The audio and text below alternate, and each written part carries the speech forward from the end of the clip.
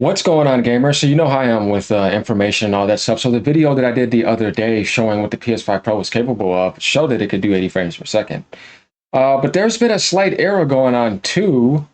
L did his job. He's just showing you the stats. I did my job. I'm just telling you how things are. We're both reporting and getting out as much as we can, but there was something missed in that video when we did the Series X comparison. So I found out, even as in general, that apparently there's a bug going on Xbox. Uh, it may be broken because according to what Gaming Tech is saying here, and by the way, I've subscribed to him for quite some time. Awesome guy. He can tell you so much about HDR. He's a master at that stuff. He does a good job. He finds a lot of issues that other people don't look for.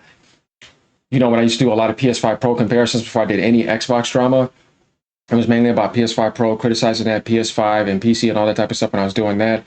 I was watching a lot of his content too. He had a lot of good information. So in this video, he finds out some problems with the Xbox being broken. And like I said, we got some proof here. So let's find out what this is. If we take a look at this video here, let's give you guys a pre-example. We know the PlayStation 5 Pro is hitting 80. Even sometimes it went up higher, but not in demanding areas. Let's take a look at the Xbox real quick to give you a good idea of what we're talking about here. Like, comment, subscribe. Let's turn that down because it's gonna get a little loud. Right here, we see that.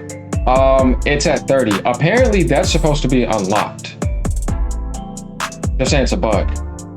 So, and then when you go to performance mode, it's only at 60. But apparently, it could unlock potentially higher. We'll see.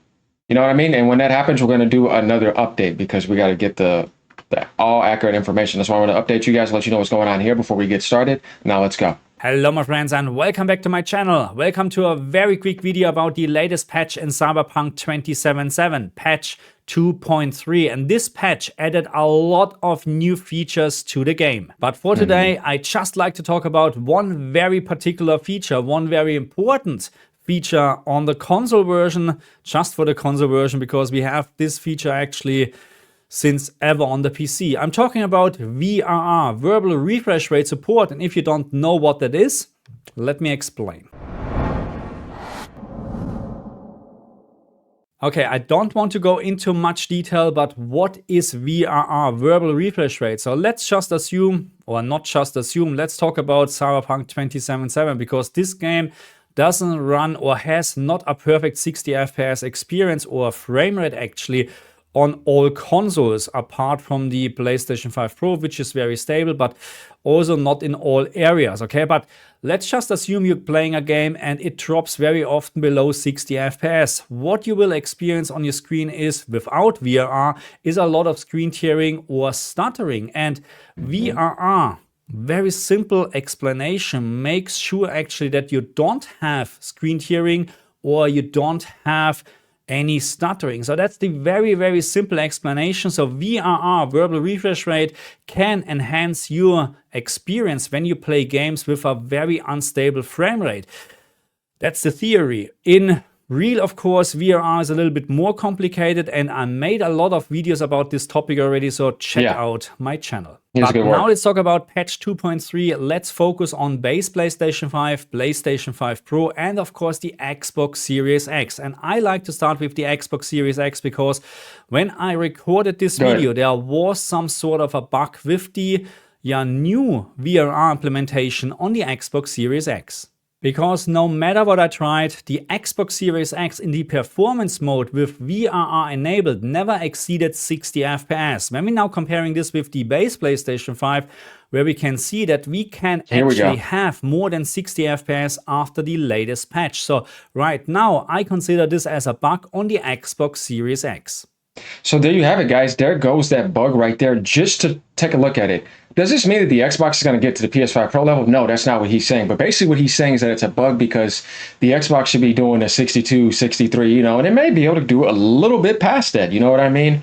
So whatever you can get is whatever you can get. The point is that it needs to be working as intended so that we could see exactly what are the results. So yeah, it's just not uncapped, which is actually interesting. And I wonder because it's not being uncapped, is the VR actually working like it should? Because why is it dropping below 60 with that? That doesn't make any sense. It should be getting better. Like you see the PlayStation consistently pushing at 62, consistently pushing at 63. You see what I mean? This is base PlayStation. And it doesn't make sense to see Xbox drop below 60. It has a better CPU and a better GPU and better RAM. It makes no sense. So, and I never looked deeply into that because I was trying to show people the stuff about the 80, if it worked or not. It was about test results. Then I hear people coming to me about, other videos. I'm like, dude, no, man, not happening. So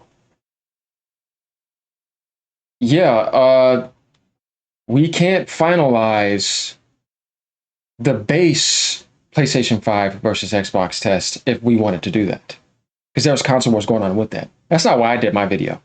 I did my video to show people the actual results. Could it do it or could it not? It has nothing to do with favoring any console. Is it doing it or is it not? That's it. It's very simple. If anybody wants to take that and make whatever they want out of that, they can do that. That's on them. Like I said, that's their own delusion on their own end. But yeah, so here it is. Let's continue. And when we're now testing the quality mode on the Xbox Series X, you can see that it is also not exceeding 30 FPS. On the base PlayStation 5, on the other hand, we can have up to 40 FPS after the latest patch. So again, for the rest of the video, I'm focusing. So you see what I mean? Guys, that's a huge difference. If I'm seeing 29, imagine that feeling of 29 or 28 compared to like constantly above 35, hitting the 40, sometimes staying there for a bit. A big difference. You see what I mean? And then like we need to get like all the internal resolutions and all that stuff going on as well, so that we could just get the full honest results. I love my comparisons. I've been doing it before there was any PlayStation 5, Xbox stuff you saw me smoke. But before that, guys, I've always done comparisons. Like I said, I did PS5 content, all that. Things were going good until Sony started just screwing up everything. There wasn't even nothing Nintendo on my channel because I'm not like that. You know what I mean? Where it's like, it needs to be only Nintendo. Like I said, I'm not a fanboy like that. But I really love their development and I love their games. You know what I mean? I've made that clear. And that's the thing that I talk about. But there's good games elsewhere. I'll be there too. Because to me, games are more important than the hardware. I don't want to stare at the hardware. I need great games. Otherwise, what's the point?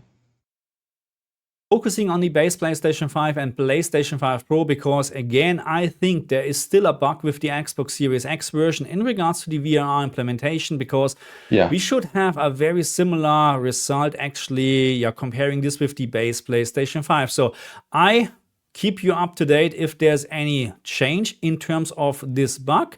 But now let's move on with PlayStation 5. And I think it's obvious that when we compare the base PlayStation 5 with the PlayStation 5 Pro, especially in the performance mode, then we can see that the PlayStation 5 Pro is actually taking advantage from the new patch much more than the base PlayStation 5, because we're talking about 20 or even more FPS on the PlayStation 5 Pro over the base PlayStation 5. And that means instead of having around 60 to 65 FPS or even less than 60 FPS on the base PlayStation 5, we have now up to 90 FPS or even more on the PlayStation 5 Pro. That's a big step up in my opinion and makes the gameplay in Cyberpunk 2077 even better.